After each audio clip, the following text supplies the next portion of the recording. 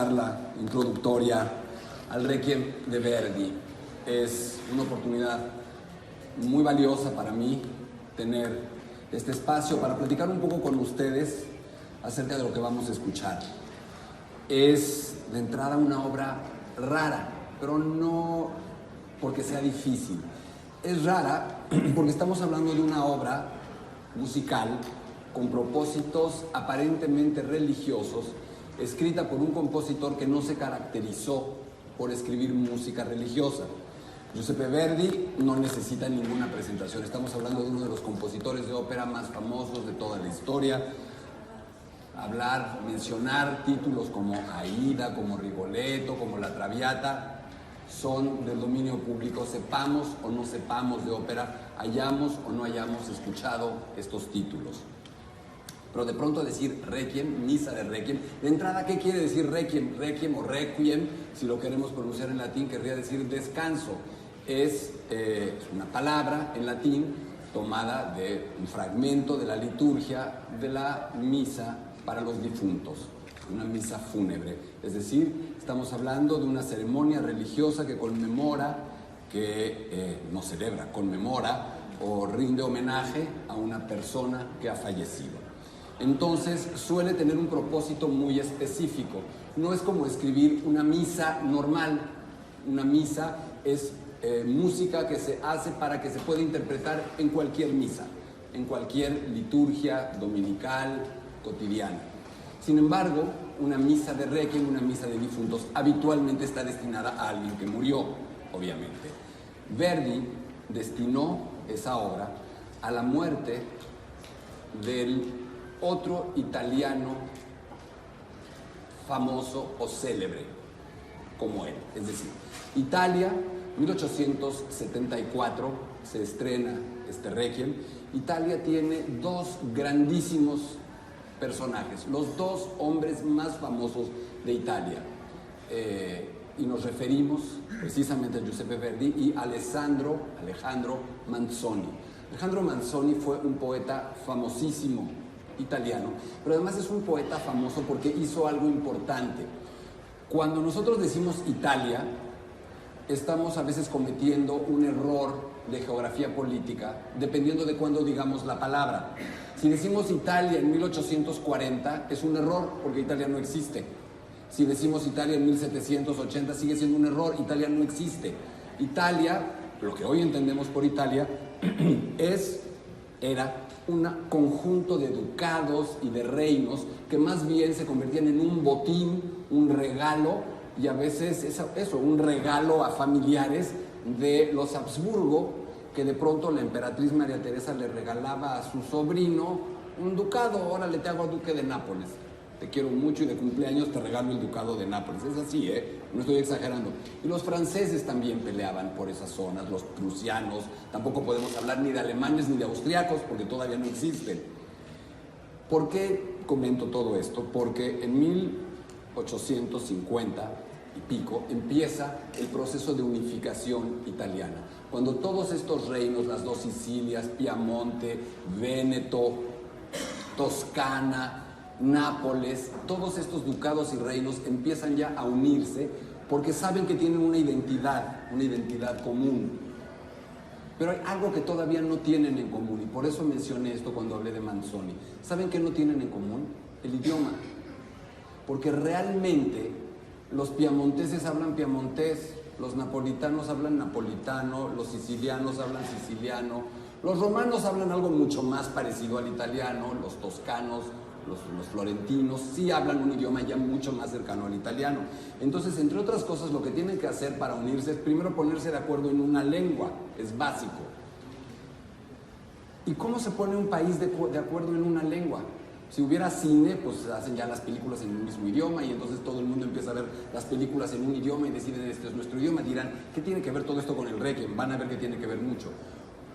En esa época, a través de la literatura, de las novelas, de la poesía, se empieza a encontrar esa unidad. Y Alessandro Manzoni, a través de una novela que se llama El compromiso de los novios, de alguna manera sienta ese precedente y empieza ya a decir, vamos a escribir, vamos a hablar en italiano. es lógico, hoy suena lógico, en esa época no era tan lógico. Por eso, y por ser un gran escritor, es una figura venerada por toda Italia, pero sobre todo es venerada por Verdi, y Verdi resulta ser el otro italiano más famoso del mundo y más famoso de lo que sería o será ya Italia. ¿Por qué?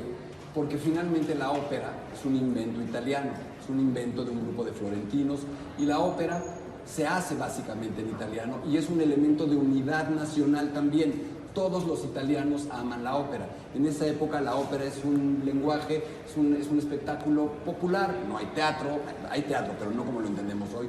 No hay cine, no hay otros espectáculos, no hay fútbol como lo entendemos hoy. No hay estos eventos que reúnan a la gente, y lo que los reúne es la ópera. La ópera ha dejado de ser elitista, la ópera le gusta a todo el mundo, y además hay un invento que hace popular a la ópera. No hay discos, no hay teléfono, no hay Spotify, no hay nada. ¿Cómo transmiten? ¿Cómo le hacen con la ópera? ¿Saben cómo transmiten la música?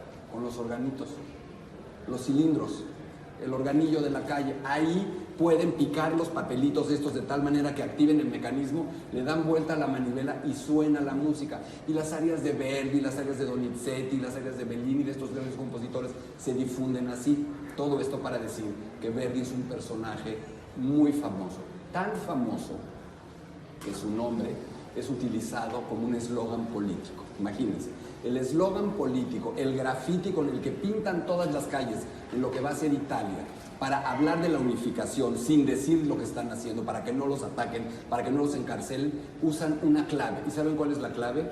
Verdi. ¿Por qué? Porque se van a unir en torno a un rey, el rey Vittorio Emanuele, que será el primer rey de Italia.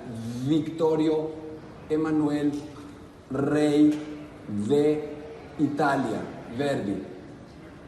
Y entonces, en vez de poner Viva Vittorio Emanuele, rey de Italia, que los metería en un problema, ponen Viva Verdi. Se dan cuenta de la importancia del personaje del que estamos hablando. O sea, un personaje que no solo es el más grande compositor de ópera vivo y uno de los italianos más famosos, sino que simboliza la unidad de Italia, de ese tamaño. Y Manzoni representa la unidad de Italia en un idioma. ¿Y qué ha sucedido? Manzoni murió en 1873. Y Verdi dice: voy a rendirle homenaje al hombre que más admiro. Verdi no era fácil. Verdi sabía que era Verdi. No era un hombre así de una modestia absoluta, sino un hombre que, bueno, creo que nuestra sorpresa ha quedado desvelada en este momento.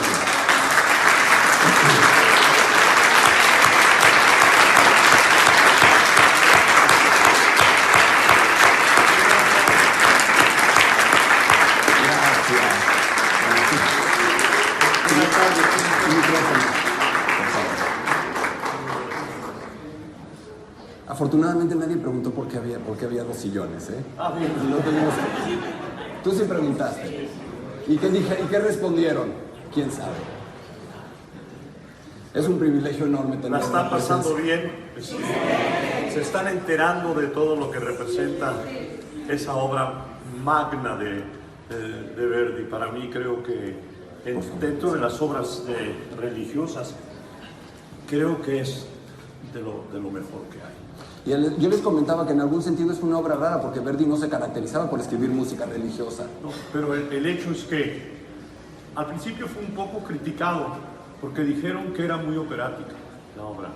Pero en realidad, el gran compositor de tantísimas óperas extraordinarias tenía que tener una música que fuera orquestalmente y también con un sentimiento, dentro del sentimiento tremendo que lleva un requiem, pues tenía que tener también. Entonces hay momentos como el Dies Irae, que está comprobado casi que es uno de los momentos más fuertes de una orquestación, de cualquier orquestación que exista. Después, aunque pensemos en Mahler, aunque pensemos en todos los compositores ya de los años 40, 30 y demás, pero verdaderamente la obra verdiana es para mí, yo creo que es una de las cosas más maravillosas que se han creado en la música. Nada más. Sí. Plácido, el hecho de que pudiera ser operático no es un defecto. No, es decir, yo siempre he dicho, cada quien reza a su manera, y si Verdi rezaba de esa manera, por decirlo de algún modo, no creo que tenga nada de malo. Y orquestalmente, su orquestación y su redacción vocal es extraordinaria, es el Verdi supremo. Supremo. Yo creo que, bueno, yo he tenido la suerte de cantar en muchas ocasiones el Requiem. Ahora ya no lo canto porque la parte de tenor es, pues, ya ahora yo canto las partes de barítono, ¿no? Pero lo estoy dirigiendo mucho porque me encanta la obra dirigida. Pero tuve la suerte, gran suerte, de cantar la obra con directores como von Karajan, como Levine, como Abbado, Muti, Mehta. ¿Qué les voy a decir? Es una cadena de grandísimos directores de orquesta, y la verdad que aprendí mucho de ellos. Yo creo que desde mis años, desde los años 70 que empecé a cantar la obra, en las diferentes épocas que canté, décadas que canté de tenor, siempre tuve la suerte de cantar el Requiem. Se me está olvidando uno también monumental, Bernstein. O sea que la verdad es que puedo decir que los directores de mi generación, dentro de mi carrera, los mejores me dirigieron el Requiem, que esto es fantástico. Una pregunta, Plácido, ¿qué ventajas o desventajas implica haber cantado la parte y ahora dirigirla? Desventajas, quiero decir, primero las ventajas. ¿Qué te permite hacer como director haber estado del otro lado?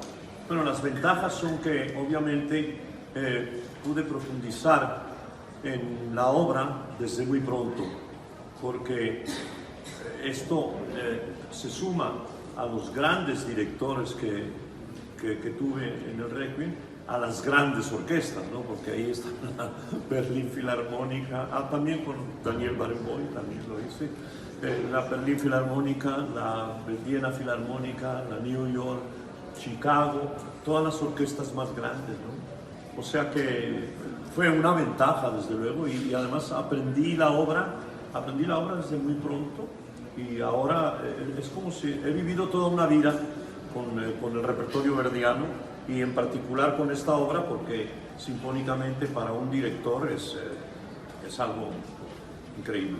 Y tu experiencia también como cantante, es decir, Verdi, esta es una pregunta que te hago yo muy personal, Verdi está acostumbrado a construir una orquesta que habitualmente está en el foso, y ahora prepara una orquesta que va a estar compitiendo de una manera poco cruel con los cantantes. Esto es un reto para un director, ¿no es cierto? Bueno, la orquestación es tremenda, pero yo creo que la orquestación se va al máximo cuando los coros participan. Por ejemplo, en el Dies Irae, ¿no? Y también al final en el Libérame, al final dentro de la tremenda página, que fue la página que escribió Verdi primero, ¿no? No sé si les has explicado. No había llegado, pero coméntaselos, que originalmente para Rossini. Sí, se hizo el Verdi un Requiem que se hizo con la muerte de Rossini, y llamaron a diferentes compositores, y entonces Verdi escribió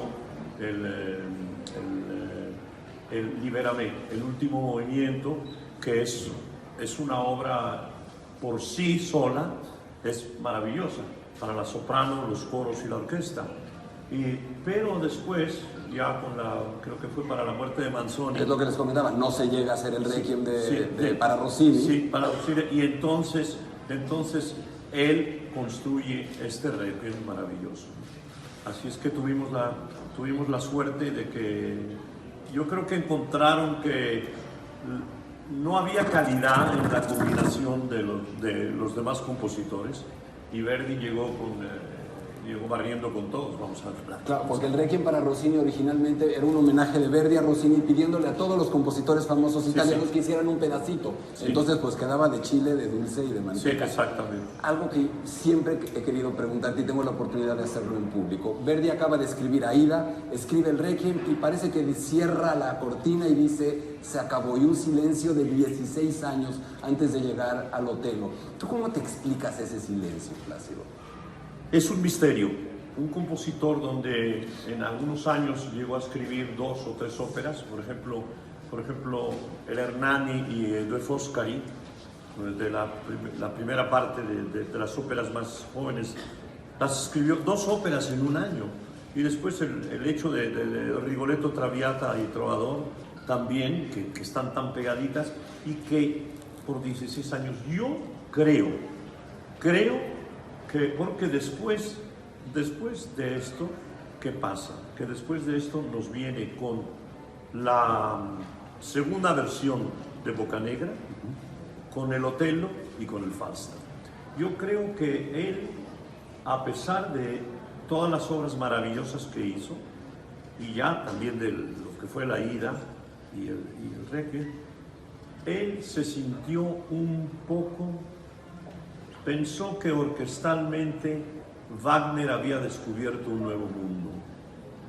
Y a mí me parece que eso fue lo que lo hizo esperar mucho tiempo. Porque no hay otra explicación. No hay otra explicación. No hay una enfermedad, no hay alguna cosa en su vida que nos diga, no, es como una desaparición del mundo. Qué pena, ¿no? Porque en esos años, con lo fecundo que fue, podría haber escrito a lo mejor otras 6 óperas, quizás. La espera valió la pena, sí, para lo que siguió, ¿no? Valió la pena, y desde luego, pues afortunadamente tuve la suerte de cantar el Otello verdiano y de cantarlo en el centenario, en la Scala, ¿no? Después de 100 años. Y después el Falstaff, ¿no? Que es otro idioma, es otro estilo completamente diferente. Pero bueno, yo creo que en todas las épocas de Verdi, y yo lo he comprobado como cantante y como director de orquesta, hay maravillas.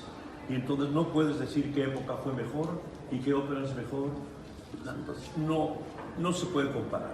Todas son maravillosas. Ahora, Plácido, no podemos olvidar que este es un concierto importante y un concierto en el que además se rinde un homenaje. Justamente empezaba comentando lo que es un requiem, es una obra de música sagrada destinada a una ocasión especial.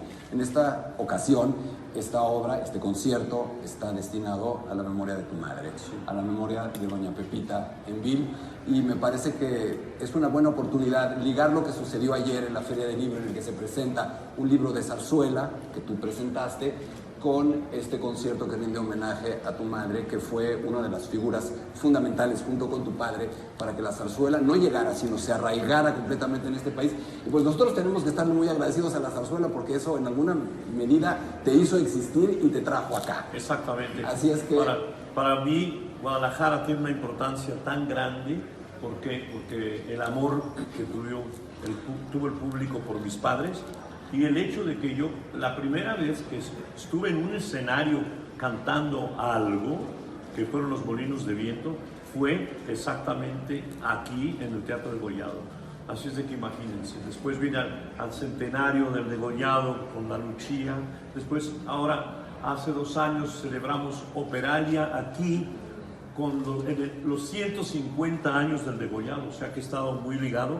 Y ahora, apenas hace un año, de repente me invita Raúl Padilla a hacer un concierto aquí, y terminando la inauguración de este teatro, me dice que le va a poner mi nombre. Así es de que, ¿qué les puedo decir del cariño que siento por esta ciudad? Y yo espero tener la energía y la fuerza para que podamos. Tengo 3 ideas que quiero hablar con Raúl, que necesitamos hacer una temporada de ópera, una temporada de zarzuela, y también un repertorio wagneriano también, que creo que sería fantástico.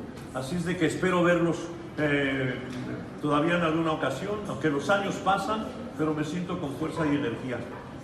El de arriba se encargará de decidir. Me voy a descansar un poquito. Gracias, gracias.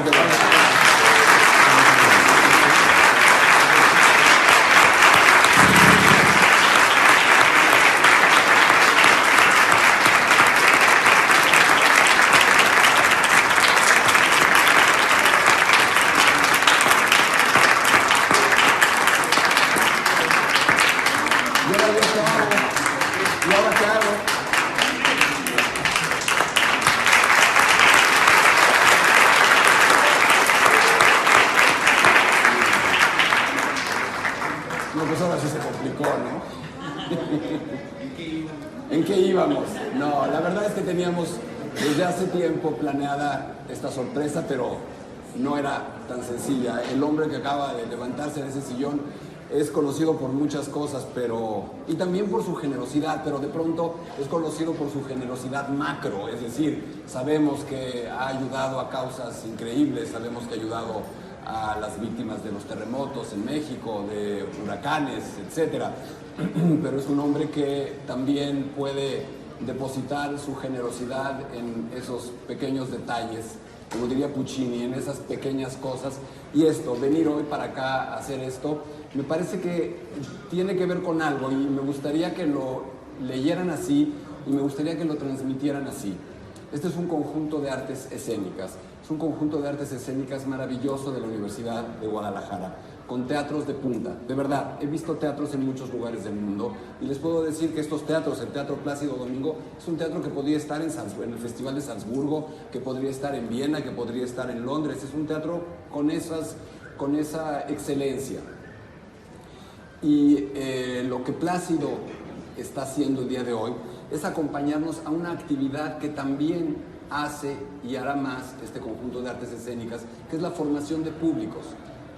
Yo interpreto su presencia aquí, en este momento, como un mensaje de divulgación, como un mensaje de enseñanza, de ayudarle a la gente que va a entrar a un concierto, que va a entrar a una obra de teatro, a entender y a gozar más. Hay veces que dice la gente, no, si yo estudio, si yo aprendo, si yo me informo, si tomo un curso sobre eso, lo voy a disfrutar menos, porque entonces lo voy a pensar más. Y no es cierto. Entender un poco más, entender lo que Plácido ha dicho de la orquestación, entender lo que Plácido dijo, que me parece capital, y me voy a agarrar de ahí, de por qué se calla Verdi después del Requiem, como si hubiera escrito un Requiem para él mismo como compositor. Termino hablando de Plácido. Yo les pido que manden este mensaje, que Plácido Domingo no solo viene a cantar, no solo le da nombre al teatro principal de este conjunto de artes escénicas, sino que también apoya la formación de públicos y la divulgación. Eso es lo que yo entiendo que acaba de hacer él hoy aquí. Y ya, nada más como quien no quiere la cosa, dejó 2 o 3 reflexiones como para pasarse un rato. El silencio de Verdi. Y otra cosa, capital, que fue acusado de haber escrito algo muy operático, muy operístico. Empecemos por esto segundo, por lo operístico. ¿Quién dice exactamente cómo tiene que ser la música religiosa? No es una sinfonía donde hay reglas, no es una sonata donde hay una estructura preestablecida. La música religiosa es música para que se canten las oraciones, nada más. Hay sanctus, hay glorias, hay padres nuestros, hay aves marías, etcétera, etcétera. Hay, por supuesto, en fin, los distintos, no tengo que enumerar todos los fragmentos de la liturgia. A lo largo de la historia, muchos compositores se han ocupado de la música religiosa. Bach prácticamente se ocupó solo de eso. Otros compositores también cultivaron muy asiduamente la música religiosa y luego empieza a bajar el furor de los compositores por escribir música religiosa. Verdi, y eso es algo que le hubiera preguntado también a Plácido, no era un hombre particularmente religioso. Hay quien afirma, y se puede sostener la idea de que Verdi era ateo. Ser ateo en 1870 en Italia no es tan sencillo como ser ateo hoy. Al menos podemos estar de acuerdo en que era agnóstico, es decir, era un hombre que podía creer en un ser supremo, pero no en los conductos habituales para rendirle culto, léase las religiones. Hay varios momentos y episodios en su labor operística que lo dejan ver. Por ejemplo, fíjense esto, escribe el Requiem, luego guarda silencio, como dijo Plácido, hay una revisión de Don Carlo, hay una revisión también de Simón Boccanegra, y luego escribe Otelo, donde, ¿qué creen? En ese Otelo hay un credo, pero ¿saben a quién? Al diablo, al demonio. Iago le reza un credo al demonio y dice: creo en un Dios cruel que me hizo malo, creo en un Dios diabólico que me hizo este ser repugnante que va a envenenar a Otelo hasta lograr que asesine a su mujer. Interesante, ¿no? Que después de escribir una misa de Requiem donde hay un credo como Dios manda, 16 años después, en su siguiente obra original, escriba un credo exactamente como no se debe hacer.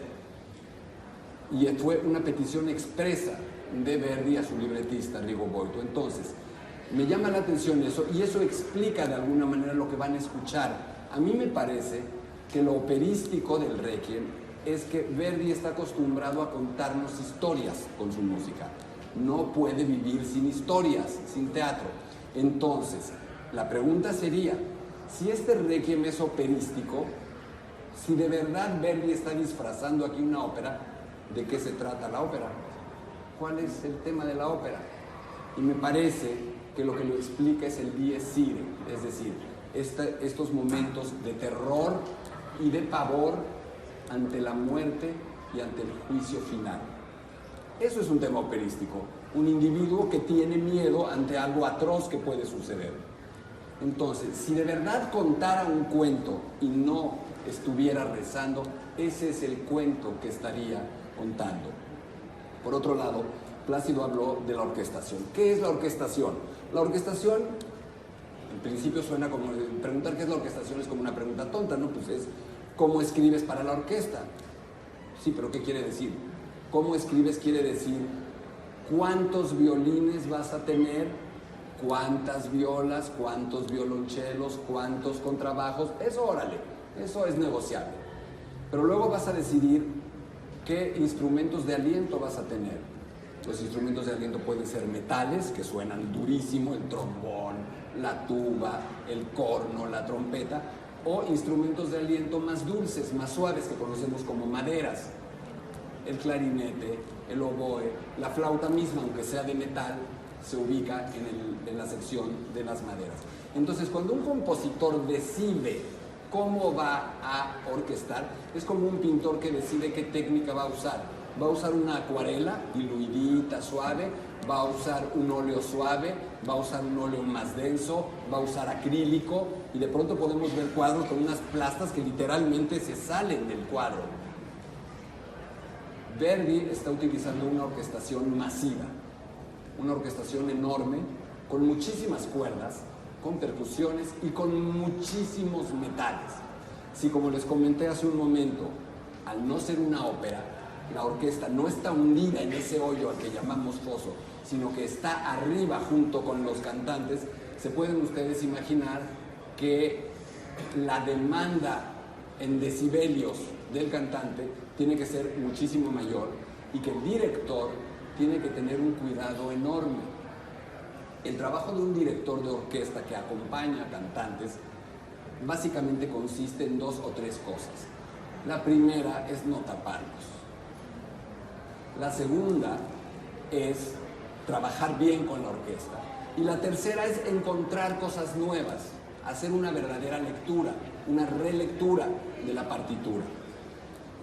Una cosa que le habría preguntado a Plácido es la siguiente: el peor lugar que existe en un teatro para poder escuchar a un cantante es el lugar donde está parado el director de orquesta. Es el peor. Lo que el director de oye no tiene absolutamente nada que ver con lo que están ustedes oyendo en el teatro. Piénsenlo. O sea, está el público ahí, yo estoy parado aquí, pues estoy en un hoyo y los cantantes están arriba del escenario. ¿Se imaginan qué mal oigo a los cantantes? Pero además, ¿cómo me puedo imaginar cómo están oyendo a los cantantes los señores de la última fila? Si estoy parado junto a ellos en el escenario, como va a estar Plácido en un podio junto a ellos, los voy a oír muy bien. Los va a ver todo el tiempo, los tiene aquí, pero eso no tiene nada que ver con lo que están oyendo allá atrás. El director de orquesta, y todos los directores de orquesta lo hacen, no estuve en el ensayo, pero indudablemente Plácido lo hace, es preguntarle a gente de confianza en la sala, porque no hay de otra, oye, ¿se oyen? Y a partir de eso, y a partir de su conocimiento, imagínense si este hombre no sabe exactamente cómo está un cantante, si está bien, si está sobrado de aire, si está sobrado de energía, si está cansado, si tiene jet lag, si como yo tiene flemas en este momento, si está reseco.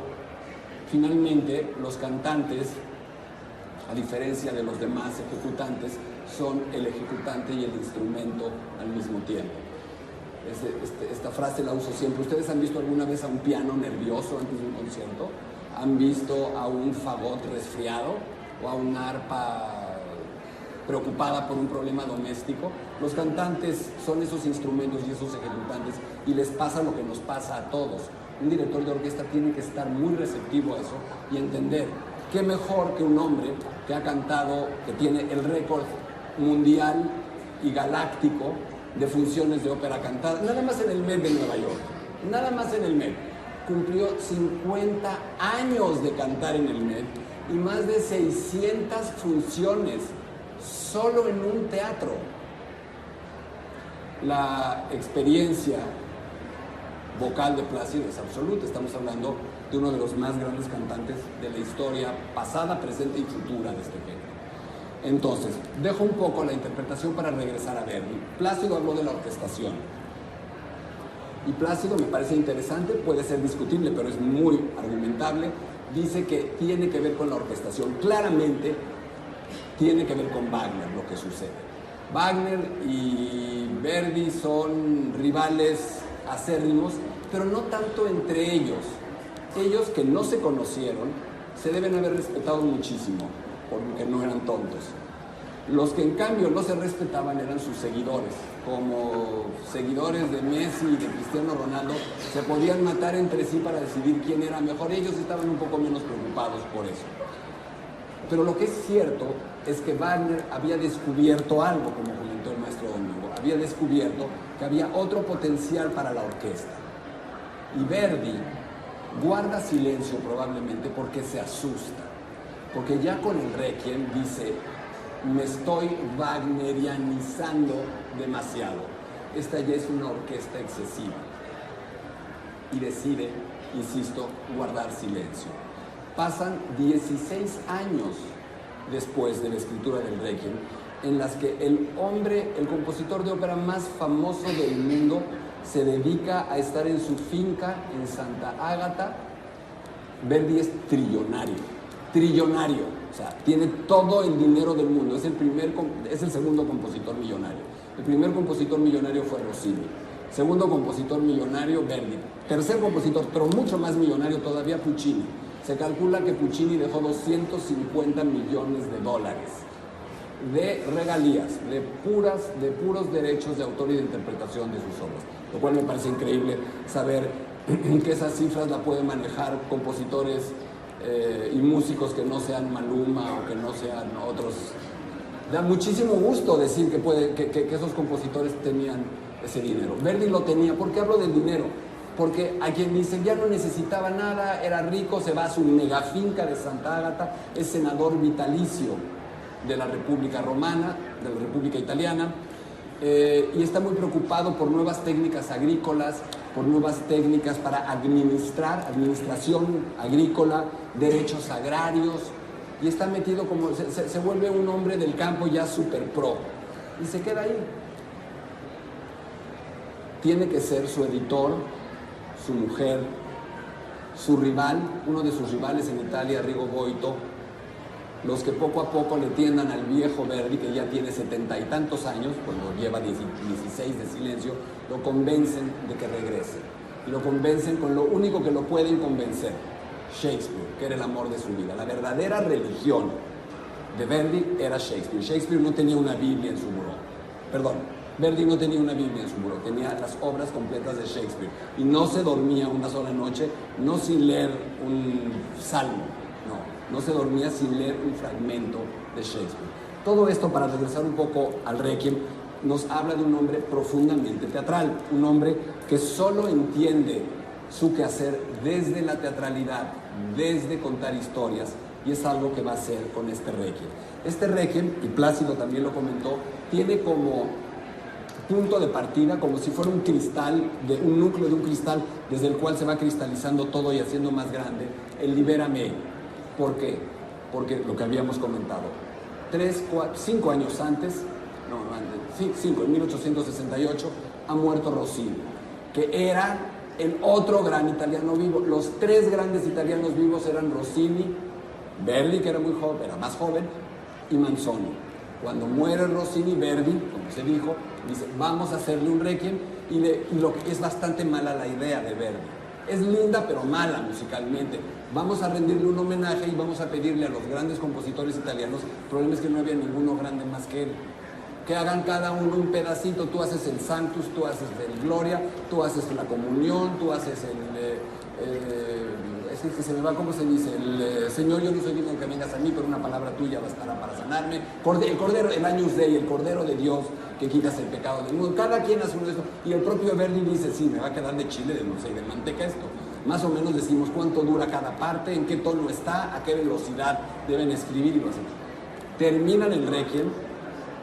Italianos, al fin y al cabo, no se pueden poner de acuerdo, se pelean todos contra todos. Verdi termina furibundo y dice, ya, pues no lo hagamos, órale ya, y lo guardan.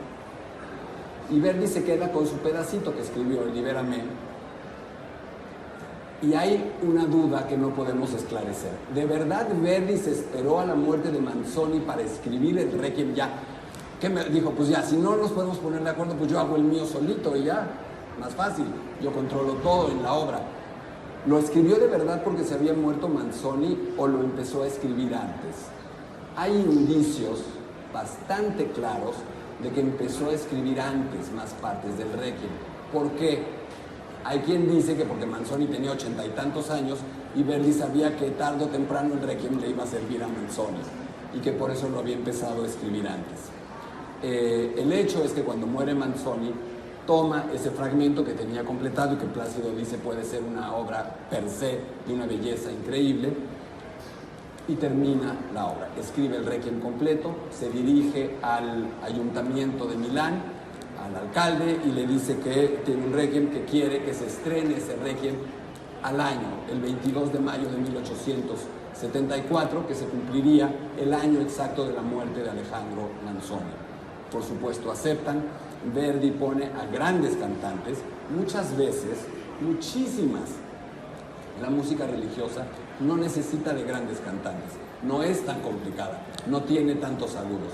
Cantar el Requiem está complicado, Estamos hablando de una partitura extraordinariamente difícil de cantar, top, porque está escrita con aspiraciones vocales operísticas. Verdi escoge al elenco, a sus cantantes favoritos, Verdi dirige la primera función y además Verdi pide algo y eso llama la atención. Yo creo que Verdi estaba consciente de que no era muy religiosa su Requiem y pide que se estrene en una iglesia. Eso sí, es raro porque tanto escándalo en una iglesia es difícil, o sea, tantos músicos, tanto volumen en una iglesia donde va a haber tal cantidad de rebotes. Yo creo que la primera función debe haber sido un poco caótica, no se debe haber entendido mucho.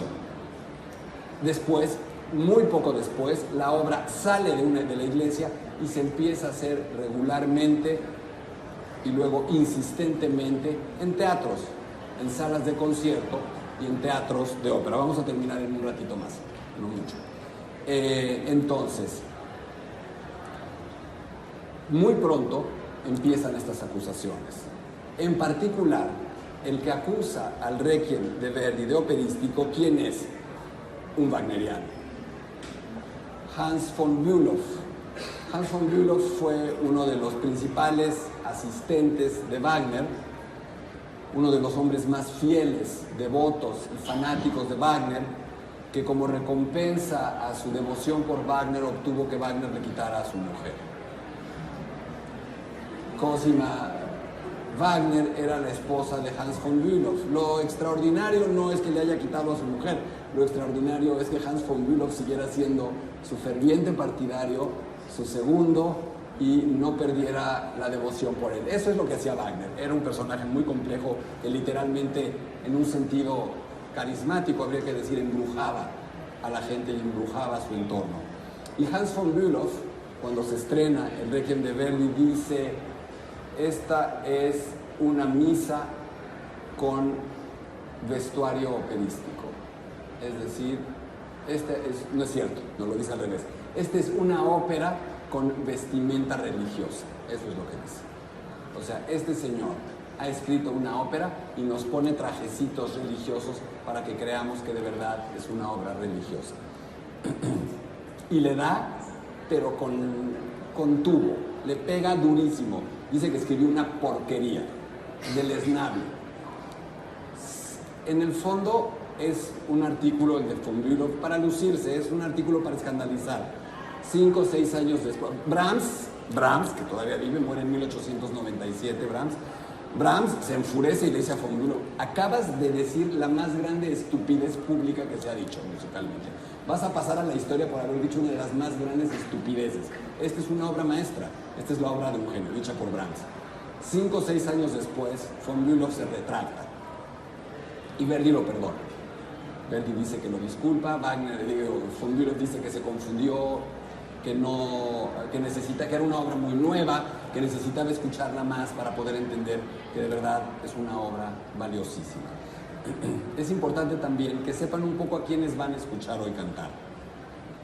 Van a escuchar en los papeles, no son ni papeles ni roles, en las voces, las 4 voces principales, a una soprano mexicana que le da la vuelta al mundo ya, María Catzaraba, una soprano mexicana que además es violinista, es música ella, y que se ha convertido en una soprano de primer nivel en teatros de primer nivel, con una voz bellísima, potente, muy especializada ya hoy en el repertorio verdiano. Van a escuchar también a Arturo Chacón Cruz. Arturo es un tenorazo mexicano que ha tenido tanto él como María participaciones destacadísimas y ganadoras en los concursos de Plácido, de Operalia. Arturo es un personaje extraño en este sentido. Empezó como barítono, como Plácido no es tan extraño. Empezó como barítono y cambió a tenor, lo cual siempre es un acto de valor. ¿Por qué? Porque un barítono canta en un registro mucho más grave y pasar de un registro grave a un registro agudo es realmente complejo. Plácido ha hecho el tránsito en uno y otros sentidos. Empezó como barítono, claramente era un tenor, se estableció como tenor, cantó todo lo que puede cantar un tenor, se hizo el tenor más famoso de la historia, y después, en esta longevidad vocal que nadie puede explicarse ni él mismo, porque además su edad es pública y la dice, a los 77 años Plácido Domingo sigue cantando óperas y ha entendido que porque su voz está intacta. El timbre, la frescura, el vibrato de su voz está intacto y como cualquier cantante empieza a perder el registro agudo. Es normal, es como la evolución de un vino. Entonces, empiezan a ganar ciertas propiedades y a perder otras propiedades. Plácido muy inteligentemente dice, bueno, ahora en vez de retirarme, si estoy en plenitud y simplemente mi registro vuelve a correr hacia su registro original, pues tengo un planeta entero de papeles de ópera de barítono que puedo cantar. Y el señor que ha triturado el récord mundial de número de papeles, que ha cantado más de, no quiero decir un disparate, pero son muchos, cientos de papeles distintos. Con la mano en la cintura, cada año está agregando 3 o 4 papeles más a su repertorio, ahora como barítono. Todo este paréntesis de Plácido para hablar de Arturo Chacón. Arturo Chacón es hoy un tenor también de primera división internacional, mexicano, con una voz oscura, con una voz bella, con una voz de las que se llaman expansivas. Es oscura, es no tan ancha en el centro, pero es de esas voces que cuando sube se hacen grandes y se abren maravillosamente. Entonces el fenómeno es muy espectacular, porque lo que le pasa a muchos cantantes es que cuando llegan al agudo, pues como pueden así lo echan y como que se aprieta y se hace más chiquito el agudo. Cuando Arturo da los agudos se hacen enormes y la sensación es muy impresionante, muy espectacular. Vamos a ver a Nancy Fabiola Herrera, que estoy pensando en el nombre de barítono, que no sé si es Mark Henry o Nicholas Henry. Mark. ¿Tiene alguien un programa de hoy? No, ¿verdad? Ahorita vemos. No quiero, es que es un cantante muy joven. Mark Henry. No traigo mis lentes. Oh, ya perdí. ¿Qué dice? Nicholas Brownlee, gracias. Vamos a ver a Nancy Fabiola Herrera, que es una mezzosoprano canaria, de las Islas Canarias, en España. Una mezzosoprano que canta muchísimo con Plácido en conciertos y que canta muchísimo en el mundo. Nada más para que se den cuenta del nivel de mezzosoprano que es, ha cantado Carmen, como Carmen, en el Met, en la ópera de Viena. Esa es la mezzosoprano que vamos a oír. Vamos a oír a Nicholas Brownlee cantando el papel del bajo. Y es un cuarteto de primerísimo nivel, porque además es Es un cuarteto joven, voces nuevas, voces frescas, voces en plenitud, que seguramente al tener a una figura como Plácido Domingo dirigiendo van a dar mucho más de sí. Otra de las cosas que hace un director de orquesta es motivar. Un director de orquesta es un hombre que con su carisma, con su conocimiento y con su personalidad, además de todo lo que tiene que hacer muy puntual y muy técnico, no es un señor haciéndole así, es un tipo que está haciendo un trabajo muy complejo, pero hay que entenderlo. Además depende de ese carisma, depende de esa fuerza y de esa personalidad para lograr que la orquesta y que los solistas tengan un rendimiento mayor. Así es que creo que con estas palabras, pero sobre todo con la mayúscula sorpresa, no cualquiera en la historia ha estado antes de un concierto teniendo palabras de Plácido Domingo a propósito de lo que va a escuchar, ¿eh? Yo, seguro que ha sucedido, yo no sé cuándo ha sucedido, pero hoy en ese sentido ustedes, nosotros, fuimos absolutamente privilegiados. Y creo que de verdad esto es lo que el Conjunto de Artes Escénicas está ofreciéndoles, un espacio de élite con cantantes, artistas, solistas de élite y con actividades como esta, la presencia de Plácido Domingo, para hablar un poco acerca de Verdi, que muy pocos teatros. El Met de Nueva York no tiene una conferencia previa con Plácido Domingo contándole sobre el Otelo o sobre el Rigoletto que va a cantar, eso se los aseguro, no sucede. Sí, a lo mejor en una cena del patronato de los que dieron, pues para no exagerar, de $250,000 en adelante por año, en una cena de esas a lo mejor Plácido puede pararse a platicar un poquito sobre eso. Hoy ustedes, desembolsando bastante menos que $250,000, tuvieron la oportunidad y el privilegio de oír a uno de los artistas más grandes de la historia de nuestro tiempo y a un hombre que ha transformado el mundo de la ópera. Gracias por estar aquí, gracias por su atención y les puedo asegurar que se van a llevar una sorpresa mayúscula. Van a oír una obra bellísima, no se les va a olvidar. Gracias.